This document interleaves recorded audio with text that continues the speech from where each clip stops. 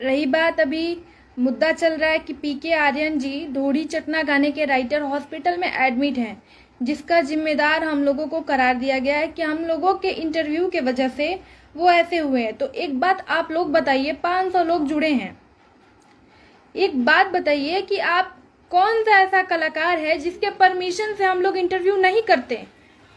क्या कलाकार खुद नहीं बुलाता कि आइए ना मैम इंटरव्यू कीजिए?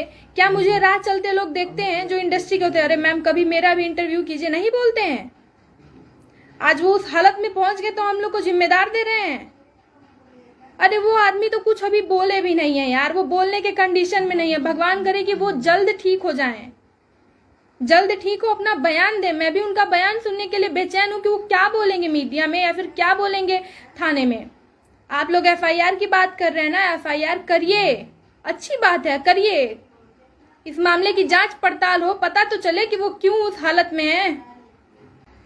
अभी तुम लोग कह रहे हो कि आए मीडिया डिग्री मांगेंगे, लाइसेंस मांगेंगे। अरे तुम लोग इसी बिना डिग्री लाइसेंस वाले चैनलों को बुला बुला के इंटरव्यू अभी भी कर रहे हो, अपना थोबड़ा चमका रहे हो। कोई इंसान वेंटिलेटर पे और तुम लोग को टीआरपी की पड़ी है, न्यूज करवा रहे हो। इतना हमदर्दी है तुम लोग को पीके आर्यन से तो मत बोलो, अभी उस आदमी को ठीक होने दो, वो खुद बोलेंगे। क्या सवाल कर दिए भाई? मैं लड़की हूं, अगर आपने गाना गाया, आपने, मैं पीके आर्यन को जानती तक नहीं, पूछना जरा वो ठीक हो जाए ना। तो ज्योति चौहान आपको जानती थी? आप कभी मिले थे ज्योति चौहान से उससे पहले कि मेरे चैनल का नाम लिया गया है? अरे क्या मैंने पूछा इंटरव्यू में? अगर मैंने कुछ गलत पूछा है ना, जिन्होंने गलत पूछा था उन्होंने वो इंटरव्यू डिलीट कर दिया, जिन्होंने गलत पूछा था उन्होंने थंबल चेंज कर दिया।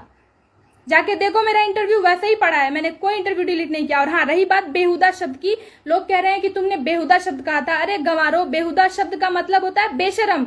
अगर वो बेहुदा शब्द उनको उस समय बुरा लगा था तो वो मुझे बोलते फोन करके कि मैम डिस्को काट दीजिएगा या इंटरव्यू मत चढ़ाइएगा, मैं वो इंटरव्यू डिलीट कर देती। जब